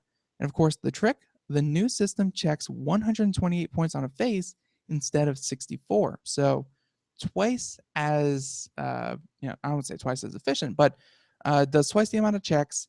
And of course, that means that you are going to get a lot less false positives, and hopefully you're going to get a lot more, positive positives.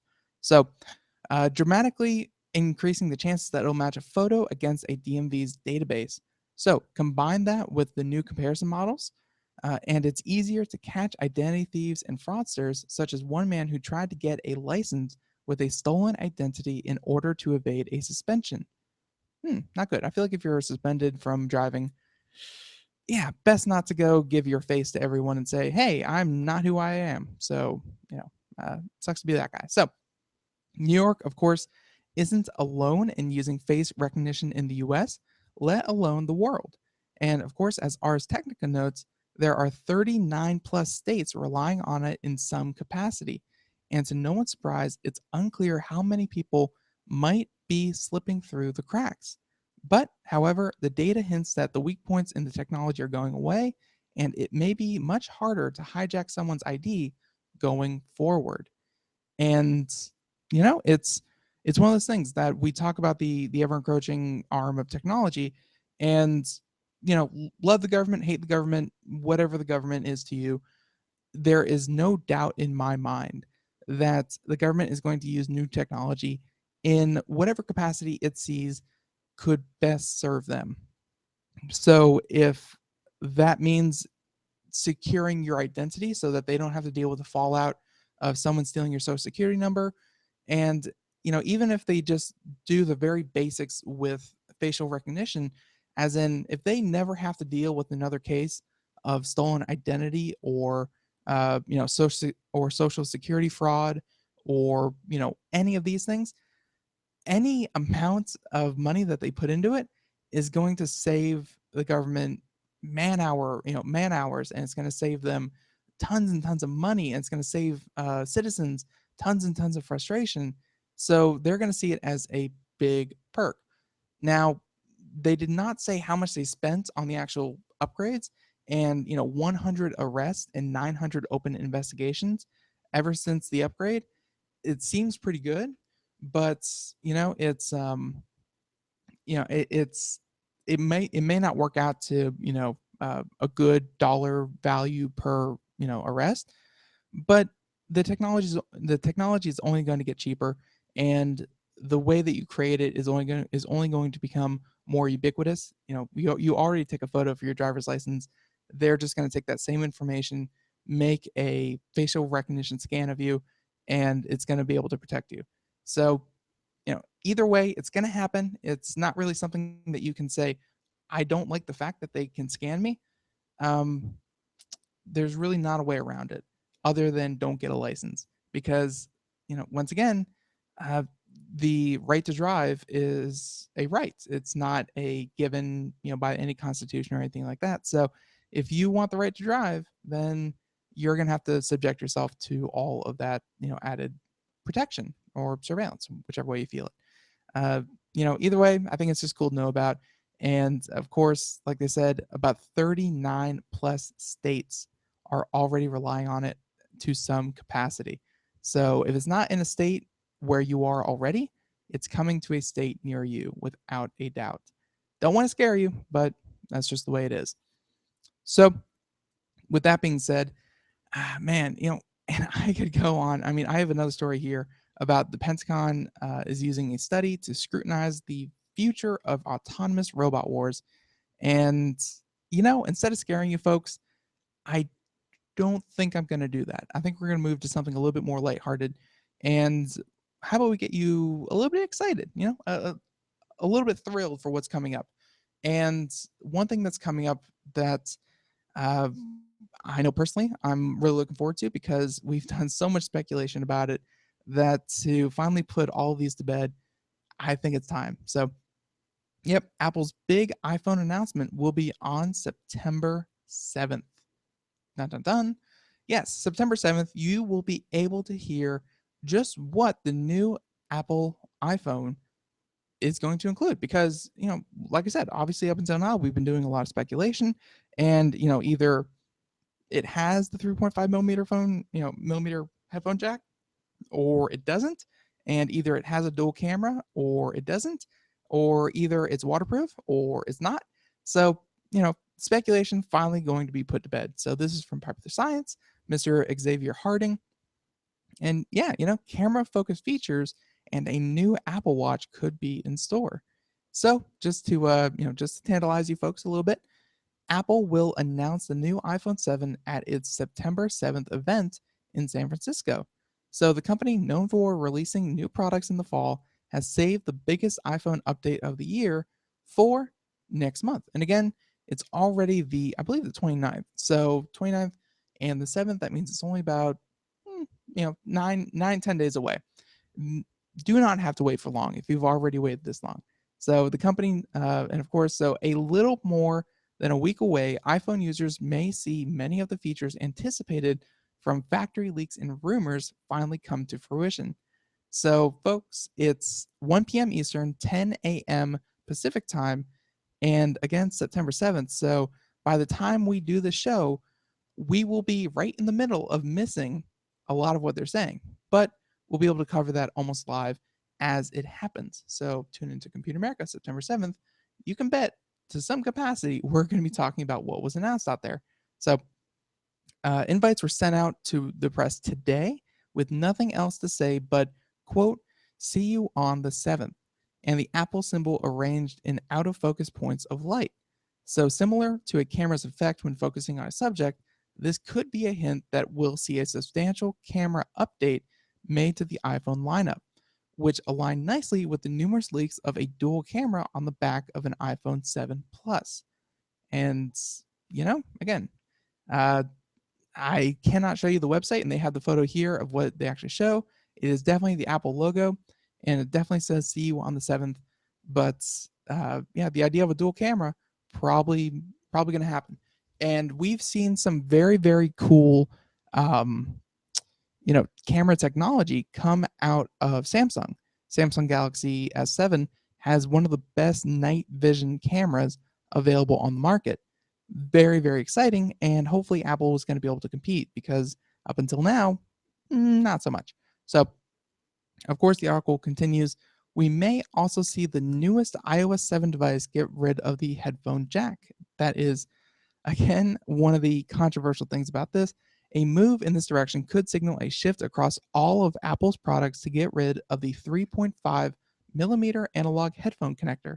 So, also rumored to come with the iPhone 7 is a 3D touch or Force Touch enabled home button.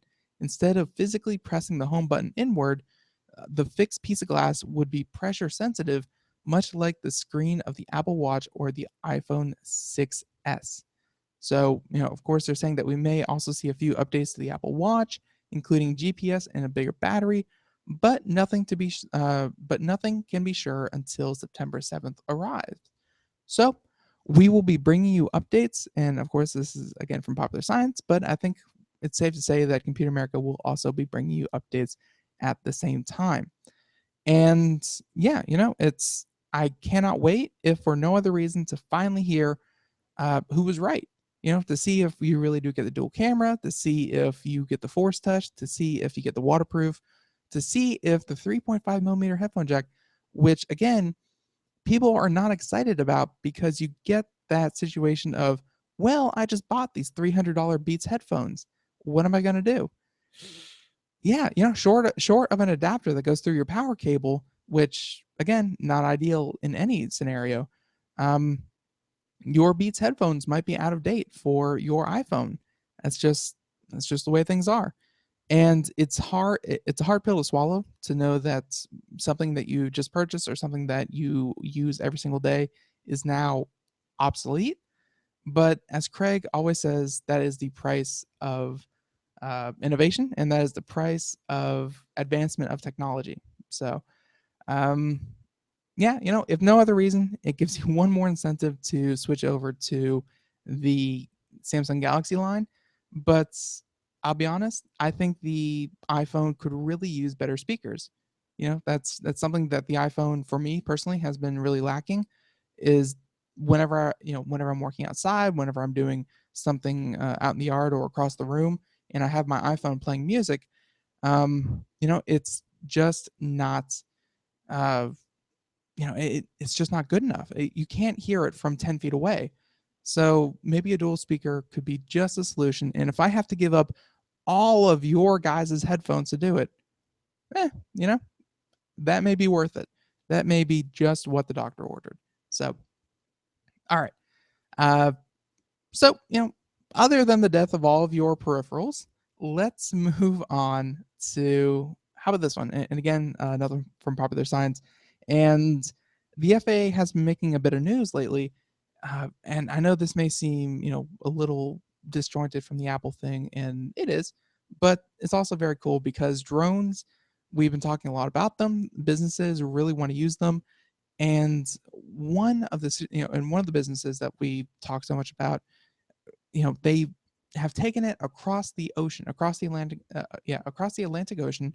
Amazon is actually trying out drones, I believe, in like English farms, barns and yeah. So sorry, English farms, and they are testing out, uh, just flying them over cattle. They're carrying packages. It's essentially their own little testing facility out in the English countryside to see if, before you start flying it over people's heads and before you start flying these large drones over people's cars and houses. Good to see if they don't fall out of the sky when they hit a bird or when they get hit by a gust of wind.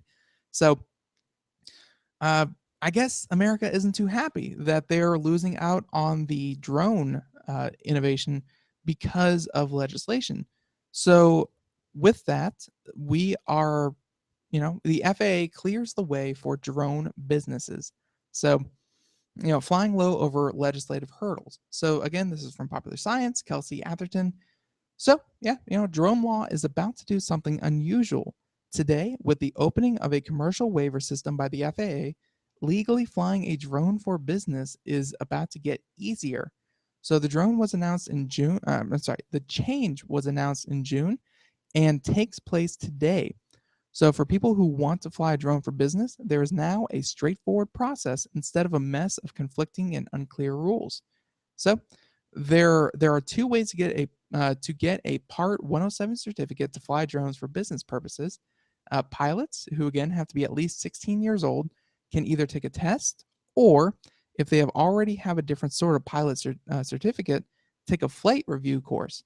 So the study guide for the test is over 80 pages, and this is a break from the previous rules where drone pilots had to be certified as aircraft pilots first, which, and then apply for a special business and research exemption to fly drones legally. Um, Folks, if you don't know about pilot certifications, not the easiest things to get, and you have to do a lot of flight hours. And if you're a drone pilot, there's a good chance that you may never fly a plane, but flying a drone is a completely different field than flying a plane. So they were treated almost brother sister kind of like, but now it seems if you just take a test, or of course you have a different certificate, and then you take like a review test, you may be able to do it without having to pay thousands of dollars to get that pilot certification. So without certification, a pilot can fly a drone weighing less than 55 pounds during daylight hours within line of sight of the pilot or an affiliated spotter at at altitudes of no more than 400 feet at speeds of no greater than 100 miles an hour, and so long as they don't fly over people. So these rules are all expected, and the FAA outlined them in its June announcement. So if pilots want to fly drones outside these constraints, they can apply for a specific waiver on top of the on top of the certificate. For instance, to fly a drone at night, as 72 applicants already have, or over crowds, as organizations like CNN did, because the idea that people are going to use drones, it's not just for farms that we've talked about before. It's not just for photography. It's not just for enthusiasts. It's going to be almost every single field you can think of. We've done stories about drones who are going to be window cleaners, because what's easier what's easier, sending a drone up to clean the 78th floor of a building window, or setting up a scaffolding rig and potentially dangling two people 78 stories up in the air. uh, you know doesn't make much sense to not use a drone in those situations. We've even talked about it in construction purposes, where if you want to inspect something, you just fly a drone up, take a couple high quality pictures, and hey, it's even better than a person because they can get in places, because drones can get in places that people could never safely. So, a lot of different businesses are going to be applying for these licenses, and you can bet that most, if not all of them, want to be able to fly a drone at night. They want to be able to fly it over crowds, and they want to be outside these very limiting constraints. I mean, heck, uh, the only one of them alone, having to have line of sight of your drone, already puts it out of reach for things like pizza delivery, which New Zealand has already approved for. I want to say Domino's. Yeah, yeah, I think Domino's. Uh, so all these things, it takes these kinds of limitations, and it's good to see that the FAA is at least allowing businesses to apply for certificates, or apply for certificates, uh, so they can go outside of them, because we've seen it before where companies aren't going to wait for the FAA to catch up.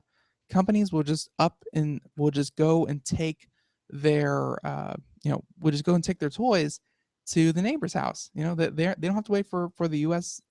Legislative system to come around to them. There are many other countries who want those research dollars coming into their country. So it is what it is, but uh, hey, I think it's going to benefit all of us, and I think this is a huge step forward in getting drone delivered pizza to where it should be, which is everywhere. You know, Heck, I don't even want drone delivery pizza to just happen. I want drones waiting over my house just so I press a button and the drone comes flying in like almost instantly with a hot and ready pizza. These are not the dreams of a madman. These are the dreams of a sane man who wants drones. So it's coming, folks. It's coming. Don't worry about it. And speaking of what is coming, we are just about up against the break. And before the break, I just want to tease a couple of these stories that when we come back on the other side, we are going to be talking about Amtrak's next generation high-speed trains arrive in 2021. And that seems like a long time, but hey, that's only 5 years away. Not long at all. So Amtrak, we have Zuckerberg hopes to show off his home-controlled AI next month. So your house could get a little bit smarter than you, and so many more stories. So stick around. Again, computeramerica.com. Check out everything we have there, and we look forward to seeing you on the other side. So stay tuned.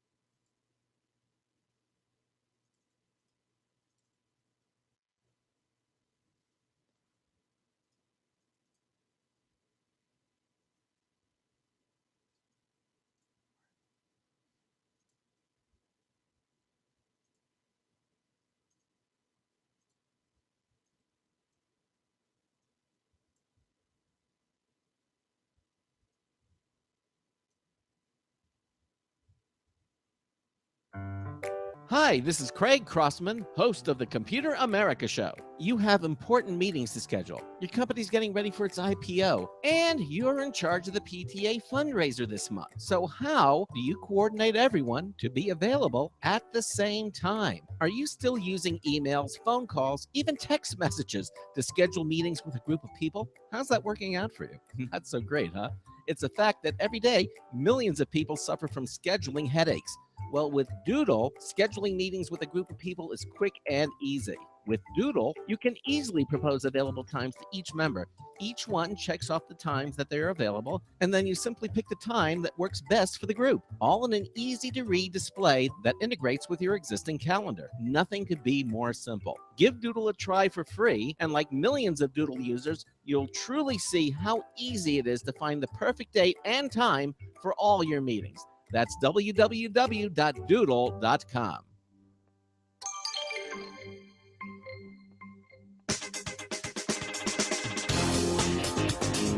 Oh, my. He thinks he's superior to those other narcissists. Marty Winston with a News Tips Bulletin Review for Computer America. This time, the Carrier Control NG100 Firewall. We love hardware firewalls for their full-time protection.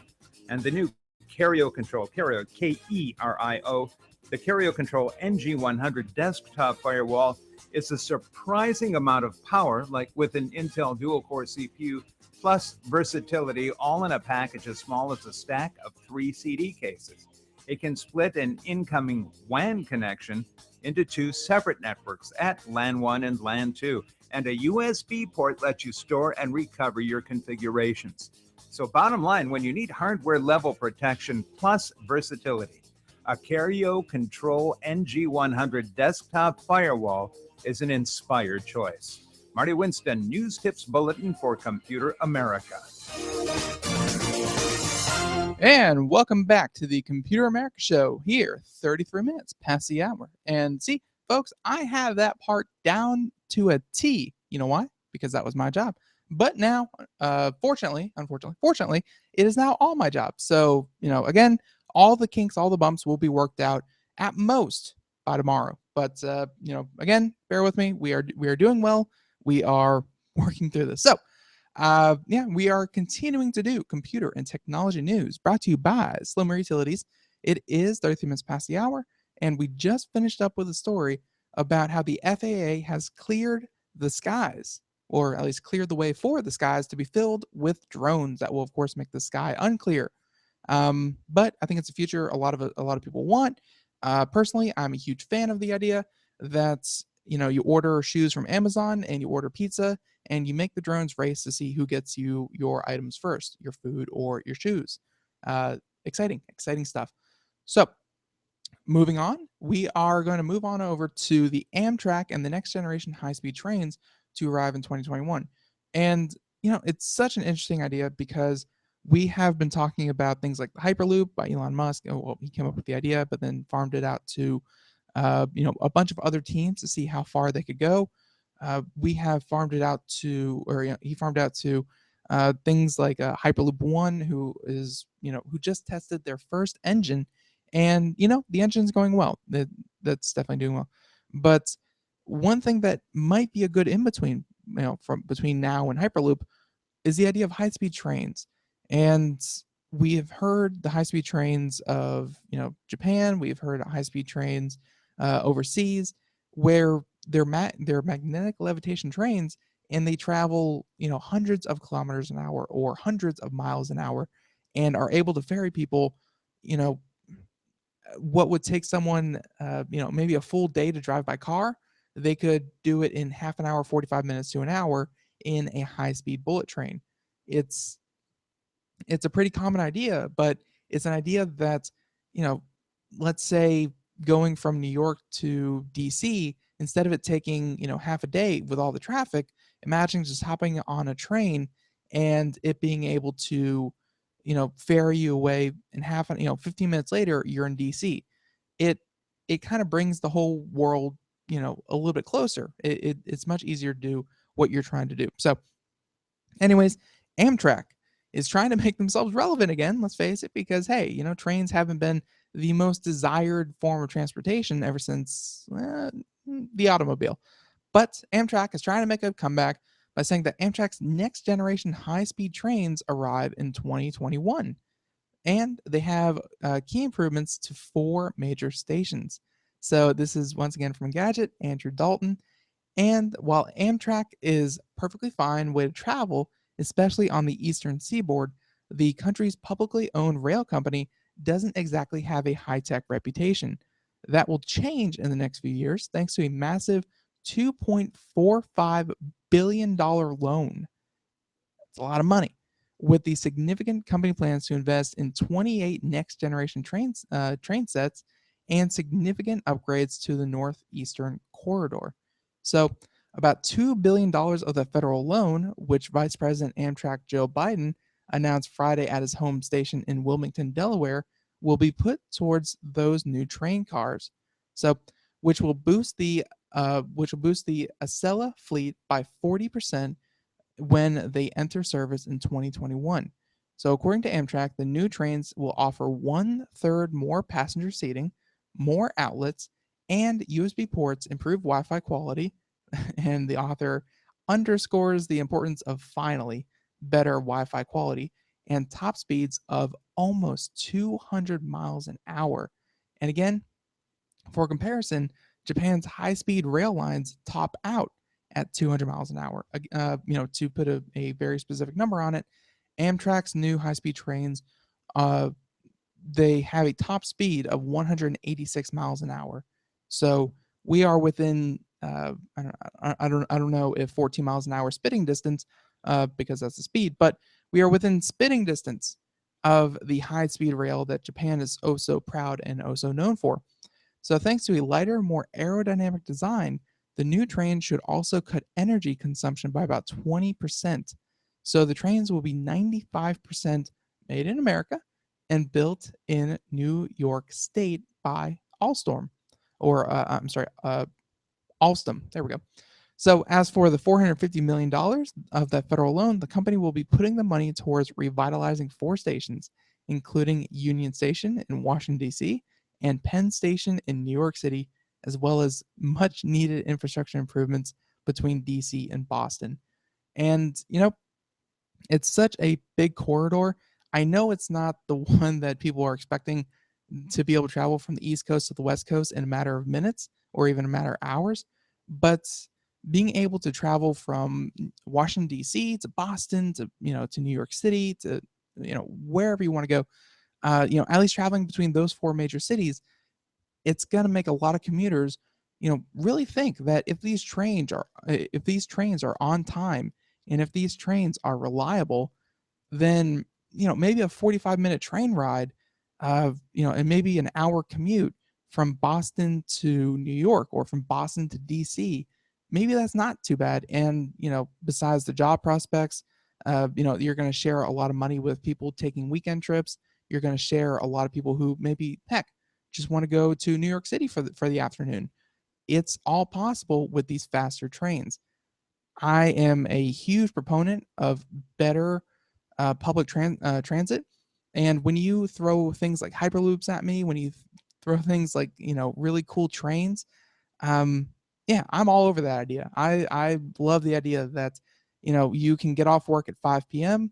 You can go down to a train station at 6, hop on a train, and by 7 o'clock you're in a completely different state. Have dinner, watch a movie, go see a play, do whatever it is in the other state, and then by the time 11 o'clock rolls around, you're already back at home in your own bed. It just brings the whole world closer. So again, really super excited about that. 2021. Uh, and again, another thing that you should really point out, or that we should really point out, is Amtrak is publicly owned. It's it just received a huge $2.45 billion loan from the federal government. If you feel like, oh well, I don't want to give them my, I don't want to give them my money. Oh, I don't want to use them, folks. You're already paying for it. It's your money. Why not go take advantage of it? So give it a check out. I know it's another 5 years in the future, but 5 years is not as long as you think. So give it a try. You may just find the idea of riding in a train, maybe not so 19th century, but maybe something that the modern person can enjoy. So, really, again, looking forward to it. So, uh, with that said, okay, how about something a little bit less public sector, a little more private sector, but it is the promise of better technology, which seems to be a theme going on here with today's show. And with that, Verizon's LTE Advantage network promises 50% higher speeds. Yeah, 50%. That's a bold claim. And when you hear bold claims from cell phone companies, I think people have been burned so many times before that it's kind of like, yeah, I don't know if I can believe you again. The heart is too tender. The heart is too raw. I don't know. But yep, Nathan Ingram from Engadget is reporting on this one. And every wireless carrier has various tests that they say its network is the best, which I think is hilarious. Some networks are adamant that their network has the best reliability, and then others are the fastest, and then others have the best coverage, and then others have whatever metric, like whichever metric that they can you know kind of dedicate a little bit more money to and really edge out the other one. That's the one that they use in their commercial, because I don't think any one network is able to claim all of those titles. So if you want reliability, you go with one. If you want coverage, if you go with the other. If you want high speeds, you go with another. So again, take everything you hear with a grain of salt, but 50% higher, that is enough to sit up and say, there must be new technology here. And that's kind of what we do here at Computer America. So they're saying that the new technology is going live in 461 cities around the US. And I doubt any of those cities have a population under 10,000 people. So if you fall into that category, probably not. So every wireless carrier has various tests that say its network is the best, but most still view Verizon as the best overall choice when looking for the all important combo of speed and reliability. So, today, the company is announcing a new focus on speed with the rollout of LTE Advantage. Verizon claims that users will see 50% higher peak speeds, and the new speed bump is available to users in 461 cities across the country. Of course, it's going to take significant testing to verify those claims. And honestly, when you make claims that big, I think they should absolutely be verified. So, Verizon says that the LTE advantage works by combining the multiple bandwidth channels your phone can use into what's effectively one bigger, faster pipe on your phone. Typical download speeds will stay around 5 or 12 megabits per second, but combining two channels can net peak speeds of up to 225 megabits per second. So, yeah, that's a lot faster than most home broadband, let alone what you'll usually see on a smartphone. So, the carrier also says that it can combine three channels for speeds of close to 300 megabits per second. 300, and this is a problem that I actually ran into uh, today, or yesterday, I should say, is that I traveled, like I told Mike Cermak, I traveled from North Carolina to Florida. And, a lot of that time I was, of course, using, 4G LTE. And, yeah, we have a pretty good, data plan. But the data plan, I'm still like another week out from, the next billing period. I've already used it all.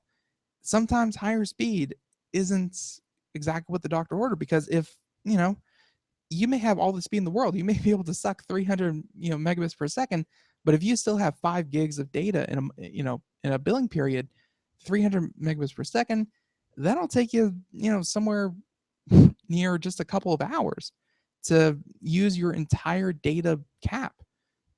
I think these speeds, of course, need to come with some kind of higher data plan. And, to be fair, Verizon does have some of the better data plans. They're just expensive. They're better if you look away from the price. Uh, they do have higher caps, so there's something going for you.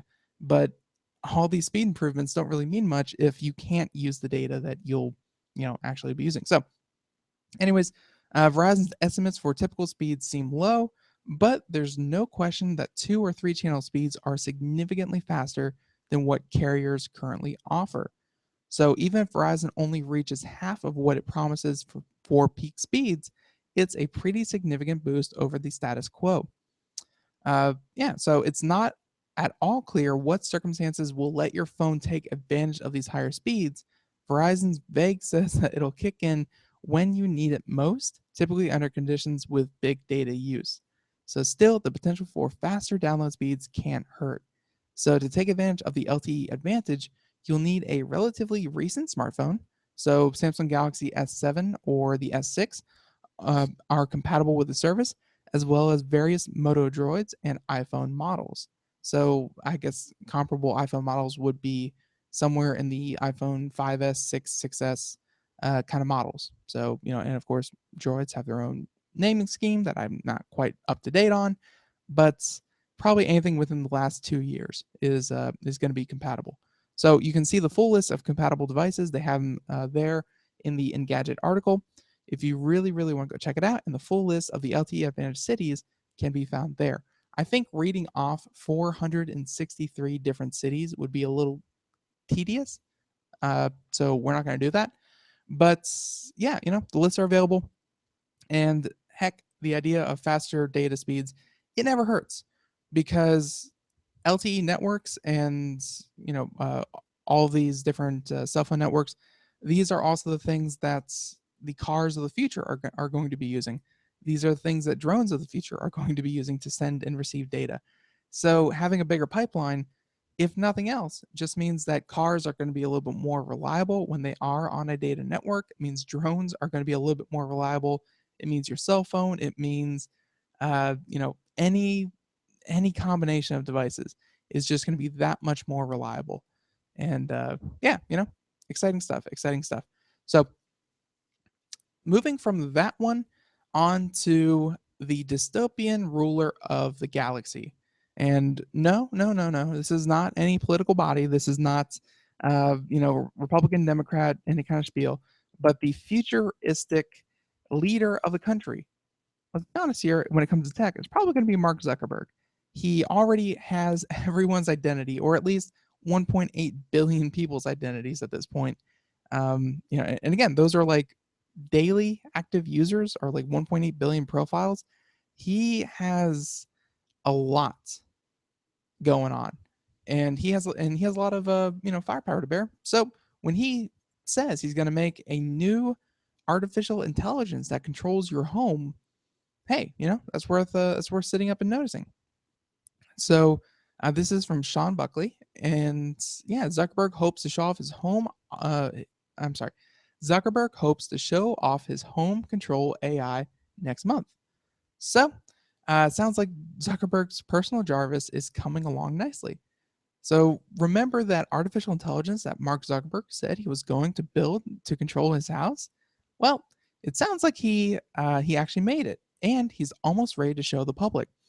Quote, I got it to the point sorry, I got it to the point where I can control the lights, I can control the gates, I can control the temperature, he said in a Facebook Q&A.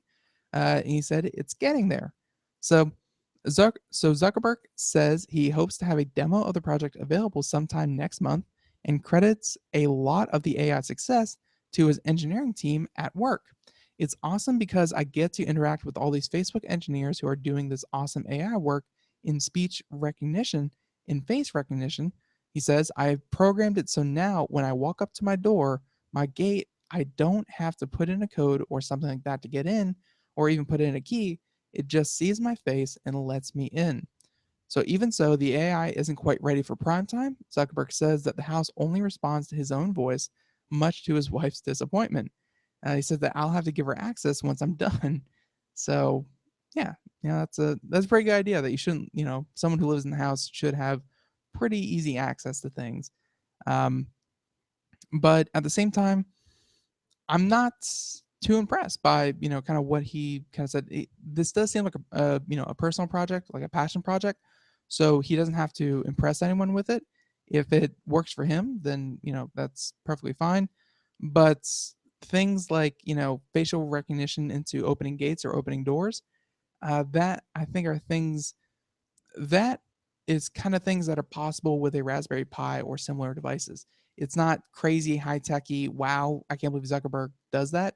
It's not the 1920s anymore, where we think about robots and they're big, big clunky things. Having a camera recognize your face is pretty common, and having a door unlock itself is pretty common. It's pretty common. So being able to send the signal that whenever it receives the proper input, be it a picture of your face, um, yeah, Zuckerberg is going to get it first because he's developing it. But I don't see why that technology wouldn't be available to the public in a matter of years.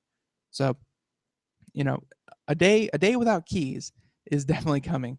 If we can look forward to a day without having to ever enter a password again, I think we can soon after that look forward to a day where we no longer have to live where we have a pocket full of metal just to get into doors.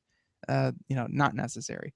So still very cool, and wish Zuckerberg the best. I hope that he is a very benevolent leader and very kind to his uh I don't want to say slaves, but his users. There we go. Yeah, his users. So it is what it is.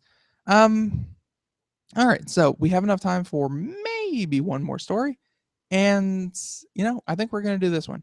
This one is from Ars Technica, and I like leaving you guys guessing. I like being able to say, well, what is that? And I think I have the perfect article for you.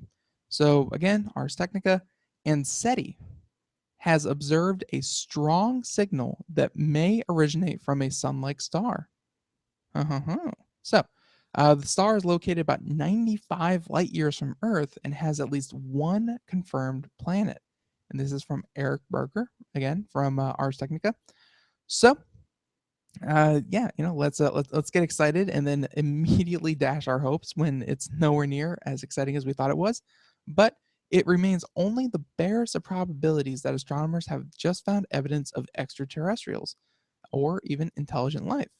Nevertheless, in the community of astronomers and other scientists who use radio telescopes to search the heavens for beacons of life, there is considerable excitement about a new signal observed by a facility in Russia. And again, I can imagine it doesn't take much to excite these people, because when you listen and you hear nothing but that constant drone of the cosmic, radiation background, I can imagine that's, a blip is the most exciting thing in the world than just, static. So, anywho, according to Paul Gilster, an author, author of the Centauri Dreams website, the Italian astronomer Claudio Macconi and other astronomers affiliated with the search for extraterrestrial life uh, and intelligence have detected a strong signal in the direction of, and folks, if you want to write down the address of our local neighbors, it is HD 164595. And again, HD 164595 is a star of about 0.99 solar masses and about 95 light years from Earth, with an estimated age of about 6.3 billion years. So, pretty young star. It's the young, sexy thing in town, but it's about the same size as our star, and again has at least one orbital planet that could be similar to Earth. And hey, when you have a similar star and a similar planet, who says you can't have a similar, people blasting Mike and Molly on their television set? Who knows? It could be. It could be. So they're saying that other planets may exist in the system as well. So they said that the observation was made with the Ratan 600 radio telescope in Russia, and he cautioned that the evidence is very preliminary. So, and again, our second, continues on here, saying that ours contacted Nick Sunseth, a Texas A&M University astronomer, for insight into what this signal at 11 gigahertz might be if it were not if it were not of alien origin. So he said, quote, "If this were a real astronomical source, it would be a rather strange one." Uh, so and that is, of course, what he said to the publication. Although there are mysterious high energy astrophysical phenomena called fast radio bursts, these have that have seen at a few gigahertz, they only last about 10 milliseconds or so. And again, this event lasted longer. So unfortunately, he said, there is no information given about the strength of the signal as a function of a frequency. So he added that he would not be surprised if the signal was due to a terrestrial origin, because it was observed in part of the radio spectrum used by the military. So he said, "Who knows? Who knows, or or what broadcast at 11 gigahertz?" And it would not be out of the question that some sort of bursting communication is done between ground stations and satellites. So, quote, "I would follow it if I were an astronomer, but I would also not hype the fact that it may be a SETI signal given the significant chance it could be something military." And isn't that the case, folks, with so many things that whenever it's, of alien origin, or I think it's ET or something like that, and it's just the military testing out something crazy, wacky, stupid, that gets all of our hopes up. And then we figure out, oh, really? You just, folks, calm down. It's just a $7 billion plane that we weren't supposed to find out about. It's not extraterrestrial life. So it is what it is. And one of the obvious factors, if it really is intelligent life, is that it's not going to be one burst. It's not going to be one signal. Just like if you were reading radio frequencies from Earth, we've been sending out radio frequencies for 100 years.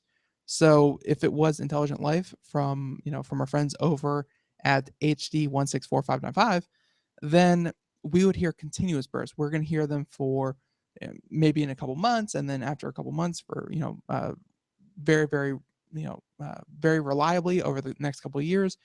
And if you get that reliability, then it all fingers point to intelligent life, because other than being extremely common, then that of course could be quasar, what have you. But if it kind of starts and fits, and then it kind of picks up speed, then there's only very few things out there that can actually do things like that.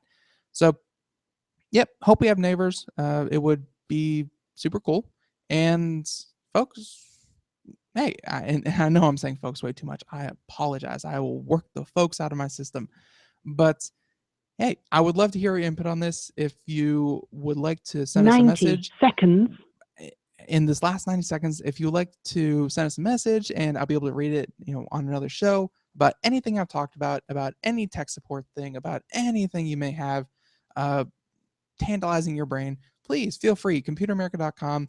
Once again, we have all of our past shows. If you're just tuning in, that sucks, but good news for you, we have all of our archives up on the Computer America show. Go to computeramerica.com, go to our archives, and 60 seconds. and you will be able to hear this show and last week's show and the week before that and all the shows before that. We have so many great guests and so many great stories that I think you'll find something that you really like. And coming up tomorrow, we have another guest. And I know, we have AdBlock Plus, of all people. We have talked about using ad blockers on the site for months and months and years. And we have Mr. Ben coming on, joining us, and we're going to talk all about ad blocking and the perks, benefits, pros, cons, what have you, of using an ad blocker. So tune in. We'll have plenty of questions, great conversation. And again, second hour computer and technology news brought to you by Slimware Utilities. So once again, Craig will be back. He is just getting better as we 10 speak. seconds. Craig, we all miss you, and I hope you all tune in tomorrow for another great show. Have a good one, everyone.